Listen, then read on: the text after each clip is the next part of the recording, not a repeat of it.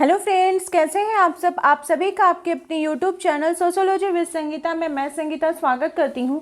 और इस चैनल के माध्यम से हम लोग सोशियोलॉजी के कम्पिटिटिव एग्जाम के प्रिपरेशन करते हैं। आपको इस चैनल में डेली 2 क्लासेस मिलती हैं, जिसमें कि मॉर्निंग के क्लास में हम लोग कवर करते हैं बिहार स्टेट बीपीएससी और झारखंड सहायक आचार्य के सोशियोलॉजी के सिलेबस को, और रात के 8 बजे हम लोग कवर करते हैं झारखंड लेडी सुपरवाइजर के सोशियोलॉजी के सिलेबस को।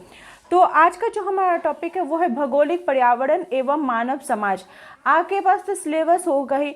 झारखंड सहायक आचार्य में देखिएगा कि आपका जो यूनिट 2 है उसमें आपका पर्यावरण से रिलेटेड दिया गया है, तो इसलिए ये जो टॉपिक है ये आपके एग्जाम के लिए इम्पॉर्टेंट हो जाता है। इसके अंतर्गत हम लोग सारे एमसीक्यू को देखेंगे और इसके सारे एमसीक्यू को हम लोग डिटेल्स में जानने का कोशिश करेंगे। ये सारे क्लासेस मॉर्निंग की क्लासेस आपकी रिवीजन क्लास है, जो कि आपको रिवीजन करने में हेल्पफुल रहेंगी। और रात के 8 बजे हम लोग लेडी सुपरवाइजर के अकॉर्डिंग सिलेबस को कवर कर रहे हैं। और वैसे स्टूडेंट्स से कल के वीडियो में बहुत सारे ने कमेंट किया कि मैम पेड ग्रुप से जुड़ना चाहती हैं, तो उसमें जो आपका प्रोसेस है वो डिस्क्रिप्शन बॉक्स में दिया हुआ है। अगर आप उसको नहीं समझ पा रहे हो तो जो कॉन्टैक्ट नंबर दिया हुआ है आप उसमें कॉन्टैक्ट करके भी नोट्स को परचेस कर सकते हो। आप उस नंबर पे कॉल करिए, आप मुझसे डायरेक्ट बात कर सकते हो। और उसके बाद फिर कैसे आपको नोट्स लेना है ये चीज़ के बारे में मैं टोटल आप लोग को इन्फॉर्मेशन दे दूँगी। तो चलिए अपने हम लोग फर्स्ट क्वेश्चन से स्टार्ट करते हैं। आज का जो हमारा क्वेश्चन है वो है पहला क्वेश्चन कि पर्यावरण की समस्याओं और पर्यावरण संबंधित ज्ञान में वृद्धि किस बात को अस्वीकार नहीं करती है। ठीक है, देखिए मैं तो आप लोगों को टॉपिक वाइज कवर करवा ही रही हूँ। साथ ही साथ अगर आप लोगों को कोई भी जो टॉपिक है स्पेसिफिक कोई टॉपिक से अगर रिलेटेड आप लोग को जानना है तो आप लोग कमेंट करके ज़रूर बता सकते हैं। मेरी पूरी कोशिश रहेगी कि उस टॉपिक को कॉन्सेप्ट को आपको क्लियर करने का। और आज का जो रात का क्लास है उसको भी आप लोग ज़रूर देखिएगा। इसके अंतर्गत जो लेडी सुपरवाइजर में कुछ आंदोलन के संदर्भ में, जनजातीय आंदोलन, झारखंड के कुछ आंदोलन के संदर्भ में जो बोला गया है, जैसे ताना भगत हो गया, बिरसा आंदोलन, तो इन सभी को हम लोग कवर करेंगे। तो पर्यावरण के समस्याओं पर्यावरण संबंधी ज्ञान में वृद्धि किस बात को अस्वीकार करती है, तो इसका जो राइट आंसर है वो हो जाएगा 20वीं शताब्दी के अंत में कोई उत्तरवर्ती या जोखिम समाज संस्थाएं इसको अस्वीकार करती है। क्या बोला जा रहा है कि पर्यावरण के समस्याओं और पर्यावरण संबंधी ज्ञान में वृद्धि 20वीं शताब्दी के अंत में कोई उत्तरवर्ती या जोखिम संस्थाएं को अस्वीकार नहीं करती है, इस बारे में बात किया जाता है। नेक्स्ट क्वेश्चन है कि किसने समाज की भौगोलिक भाग्य निर्णायकवाद का सिद्धांत दिया है। कौन सा सिद्धांत? भौगोलिक भाग निर्णायकवाद का सिद्धांत है। ये किनके द्वारा दिया गया? तो हंटिंगटन जिनके द्वारा दिया गया है। उनके अनुसार सभ्यता का उत्थान एवं पतन जो होता है वो किस पर निर्भर करता है कि भौगोलिक कारकों पर निर्भर करता है। जलवायु जो होते हैं वो मुख्य भौगोलिक कारक होते हैं, और ये क्या करते हैं, सभ्यता को जन्म भी देते हैं और सभ्यता को विकसित भी करते हैं, और एक समय आने पर उसको नष्ट भी करते हैं। इसको फलता फूलता भी बताते हैं। जैसे देखिएगा कि आप लोगों ने जब हड़प्पा सभ्यता, सिंधु घाटी सभ्यता, ये सब चीज़ों जो पढ़ा होगा तो इसमें भी पतन का जो कारण था, क्या बोला जाता है कि जरूर कुछ वैसी भौगोलिक पर्यावरण समस्याएं होंगी।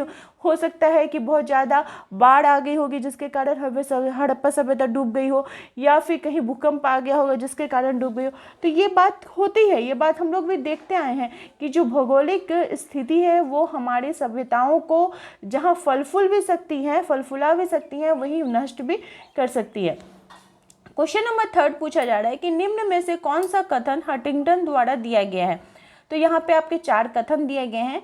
क्या क्या है उसको हम लोग देख लेते हैं कि समाज के भाग्य का निर्णय आर्थिक परिस्थितियाँ करती हैं, समाज के भाग्य का निर्णय भौगोलिक परिस्थितियाँ करती है, समाज के भाग्य का निर्णय राजनीतिक परिस्थितियाँ करती है, या फिर समाज के भाग्य का निर्णय सांस्कृतिक परिस्थितियाँ करती है।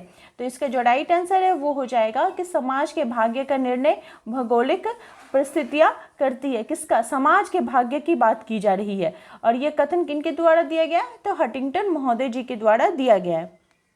नेक्स्ट क्वेश्चन है कि किस विचारक का यह मानना है कि मानव के संपूर्ण पर्यावरण में से मनुष्यकृत पर्यावरण को घटा देने से जो शेष बचता है उसी को ही प्राकृतिक कहा जाता है। ये एक प्रकार की परिभाषा भी है। क्या बोला जा रहा है कि मानव का जो संपूर्ण पर्यावरण है उसमें से जो मनुष्यकृत पर्यावरण है उसको अगर हम लोग घटा देते हैं तो हमारे पास जो शेष बचता है वो क्या कहलाएगा, प्राकृतिक कहलाएगा। तो ये कथन किसका है, हंटिंगटन महोदय जी का है। पर्यावरण समाजशास्त्र जो है ये वर्ष 1976 के अंत तक समाजशास्त्र में आधिकारिक तौर पर मान्यता प्राप्त उपक्षेत्र बन गया था। अर्थात समाजशास्त्र विषय के अंतर्गत पर्यावरण समाजशास्त्र को कब जगह मिली, तो 1976 में ये इसके एक उप क्षेत्र के रूप में काम करता है। और वर्ष 1800 के अंत में पर्यावरण समाजशास्त्र का एक हिस्सा नहीं था, परंतु वर्ष 1900 के प्रारंभ में दो समाजशास्त्री थे, हेनरी थॉमस वर्केले और एल्सवर्थ हंटिंगटन ने मानव और प्रकृति के बीच संबंधों के बारे में बात करना शुरू कर दिया। हंटिंगटन महोदय ने क्या किया कि मानव जीवन तथा सभ्यताओं के विकास पर जलवायु के प्रभाव का विस्तृत अध्ययन उन्होंने किया था। वे नियतिवाद के समर्थक थे, प्राकृतिक पर्यावरण के तत्वों में जलवायु का सर्वोत्तम मानते थे। उनका मानना था कि मानव का जो संपूर्ण पर्यावरण है उसमें से अगर मनुष्यकृत पर्यावरण को हम लोग अगर घटा देते तो हमारे पास जो शेष बचता है उसी को क्या कहा जाएगा, प्राकृतिक कहा जाएगा। नेक्स्ट क्वेश्चन है कि निम्नलिखित में से कौन सा भौगोलिक पर्यावरण का उदाहरण नहीं है। भौगोलिक पर्यावरण का उदाहरण नहीं है तो सांस्कृतिक पर्यावरण, आर्थिक पर्यावरण, प्राणिशास्त्रीय पर्यावरण, ये सब भौगोलिक पर्यावरण के आधार है, उदाहरण है। लेकिन जो जलवायु संबंधी पर्यावरण है ये इसकी आधार नहीं है, क्योंकि हर एक मानव समाज कुछ विशेष भौगोलिक परिस्थितियों में रहता है।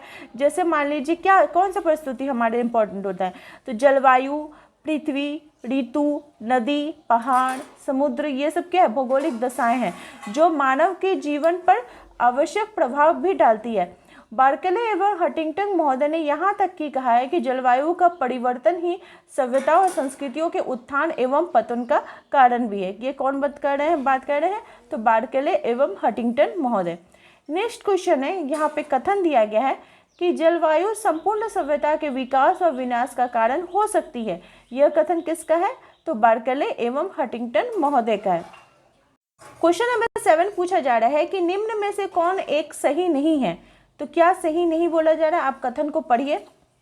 पढ़ने के बाद इसका राइट आंसर जो वो सी हो जा रहा है कि समाजशास्त्री मानव क्रिया के इच्छित और अनिच्छित परिणामों के बीच अंतर नहीं करते हैं।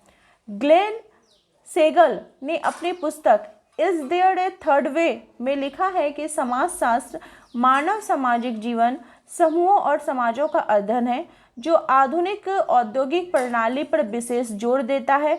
यह एक ऐसी अवधारणा है जिसमें काल्पनिक रूप से सोचने की क्षमता शामिल है और दुनिया के अलग अलग विचार है, ताकि हम अपने जीवन और दूसरों को प्रभावित करने वाले प्रभाव पर अधिक ध्यान दे सकें। समाजशास्त्रीय अनुसंधान में मानव क्रिया के इच्छित और अनिच्छित परिणामों के बीच भेद करना ही महत्वपूर्ण है।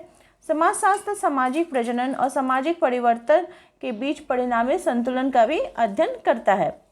नेक्स्ट क्वेश्चन है कि इकोफेमिनिज्म के विकास का मुख्य आधार क्या। इकोफेमिनिज्म, फेमिनिज्म अर्थात हो गया कि स्त्रियों का जीवन पर किसका प्रभाव, तो इको यानी प्रकृति से उनका जो संबंध है इसके संदर्भ में बात की जाती है।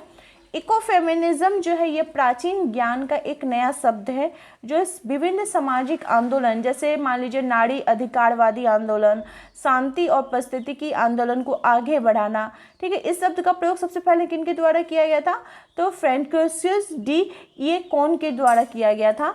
और इकोफेमिनिज्म के विकास का जो मुख्य आधार है वो है स्त्रियों का जीवन एवं प्रकृति के साथ उनका संबंध, ठीक है। इकोफेमिनिज्म श्रेणी का पहला जो कॉन्फ्रेंस है ये 1980 में अर्महर्स्ट में हुआ था, जिसका कि विषय था women and life on earth, यानी इकोफेमिनिज्म इन द 80s, ठीक है।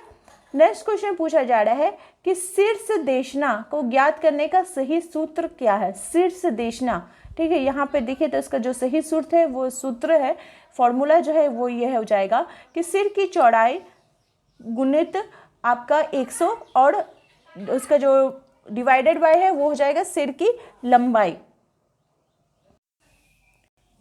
शीर्ष देशना एवं अत्यंत महत्वपूर्ण लक्षण है जिसको अत्यधिक सरलता से मापा जा सकता है। इस पर जलवायु का कोई प्रभाव नहीं पड़ता है। शीर्ष देशना का तात्पर्य होता है सिर की लंबाई और चौड़ाई से। सिर को मापा जाता है उसके माथे पर भौहें की हड्डी के ऊपर रेखा में स्थित एक चौड़े से गड्ढे से सिर से पीछे तक को मापने जो मापन किया जाता है उसको बोला जाता है। और सिर की चौड़ाई कान से ऊपर की मापी जाती है। इसको अग्र विधि से मापा जा सकता है और इसका जो फॉर्मूला है वो हो जाएगा सिर की चौड़ाई आपका मल्टीप्लाई बाय 100 डिवाइडेड बाय सिर की चौड़ाई, सिर की चौड़ाई डिवाइडेड बाय 100 सिर की चौड़ाई मल्टीप्लाई बाय 100 डिवाइडेड बाय सिर की लंबाई। इसको फॉर्मूला को आप लोग देख लीजिएगा और इसको थोड़ा याद भी कर लीजिएगा अगर ऐसा क्वेश्चन आपसे पूछता है तो। नेक्स्ट क्वेश्चन है कि निम्नलिखित में से किसने प्रजाति को 7 श्रेणियों में बांटा है। तो प्रजाति को 7 श्रेणियों में किनके द्वारा बांटा गया है, रिजले महोदय जी के द्वारा। इन्होंने जनसंख्या में भारतीय जो जनसंख्या है इसमें 7 प्रकार की प्रजातियां पाई जाती है। प्रजातियां का सिद्धांत इनके द्वारा दिया गया था और वे 7 प्रजातियां कौन कौन सी है वो भी हम लोग देख लेते हैं। तुर्क ईरानी, Indo Aryan, Scytho Dravidian, Aryo Dravidian, Mongol Dravidian, Mongoloid तथा द्रविडियन। तो द्रविडियन, ठीक है, इन सभी 7 प्रकारों में इन्होंने बांटा था। नेक्स्ट क्वेश्चन है कि प्रजाति रेस है क्या चीज़ का, तो ये जैव वैज्ञानिक एवं मानव शास्त्री का है। वैज्ञानिक साहित्य में जो प्रजाति शब्द की जैविक व्याख्या है ये सर्वप्रथम किनके द्वारा की गई थी, बफर ने इसके बारे में बात की थी। हक्सले ने भी प्रजाति शब्द का पूर्ण रूप से जैविकीय अर्थों में प्रयोग किया है। प्रजाति की व्याख्या करते हुए मैकाइवर एवं पेज लिखते हैं कि यह एक ऐसा समूह बताया है जो कि सामान्य रूप से एक वर्ग में पाई जाने वाले शारीरिक विशेषताओं के कारण अन्य वर्गों या मानव समूहों से भिन्न हो और इस भेद का कारण जो है यह आनुवांशिकता हो। इस प्रकार मैकाइवर और पेज के अनुसार वे सब बड़े मानव समूह प्रजाति कहलाएंगे जो अपने शारीरिक विशेषताओं के कारण अपने उच्च होने का दावा करते हैं और जिनमें प्रजाति की चेतना उत्पन्न हो गई है। अतः हम कह सकते हैं कि प्रजाति जीव वैज्ञानिक तथा मानव शास्त्री है। नेक्स्ट क्वेश्चन है कि यूनेस्को अध्ययन जो किया गया था समूह के अनुसार निम्नलिखित में से किस आधार पर हम लोग प्रजातियों का वर्गीकृत कर सकते हैं। तो किस आधार पर हम प्रजातियों का वर्गीकरण करेंगे, तो शारीरिक विशेषताओं के आधार पर करेंगे। यूनेस्को ने वर्ष 1941 में प्रजाति की एक धारणा निश्चित करने के लिए संसार भर के प्रमुख समाजशास्त्रियों, मानवशास्त्रियों और मानव विज्ञानियों का एक सम्मेलन बुलाया और इस सम्मेलन में प्रजातियों के विषय में निम्नलिखित निर्णय दिए। वे निर्णय कौन से थे कि मूल रूप से समस्त प्रजातियों का उद्गम एक ही है और सभी मनुष्य एक ही मूल प्रजाति के हैं। नेक्स्ट है कि राष्ट्रीय समूह, धार्मिक समूह, भौगोलिक समूह, सांस्कृतिक समूह, भाषा समूह इत्यादि प्रजाति की धारणा से एकदम पृथक है। इन समूहों से किसी भी प्रजाति का बोध नहीं होता। नेक्स्ट है कि विभिन्न प्रजातियों में शारीरिक विशेषताओं में भेद के आधार पर अंतर किया जा सकता है परंतु सांस्कृतिक विशेषताओं के आधार पर अंतर संभव नहीं है। नेक्स्ट है कि मनुष्यों के शारीरिक लक्षणों में पाए जाने वाला अंतर आनुवांशिकता और परिवेश दोनों के कारण है। पैतृकता में अंतर उत्परिवर्तन और अंतर विवाह या अंतर प्रजनन की प्रक्रियाओं के द्वारा होता है। 5th पॉइंट दिया गया है कि कुछ प्रजातियां शुद्धता का दावा करती है परंतु यह सच नहीं है। आज विश्व के किसी भी कोने में शुद्ध प्रजातियां हमें देखने को नहीं मिल सकती हैं। प्रजातियों के मिश्रण की जो प्रक्रिया है यह अतीत काल से ही चलती आ रही है। नेक्स्ट है कि मानव प्रजातियों के वर्गीकरण किए जा सकते हैं परंतु जो ये वर्गीकरण है केवल शारीरिक लक्षणों के आधार पर है। इसी प्रकार की मानसिक या बौद्धिक उत्कृष्टता या निष्कृष्टता से इनका कोई संबंध नहीं है।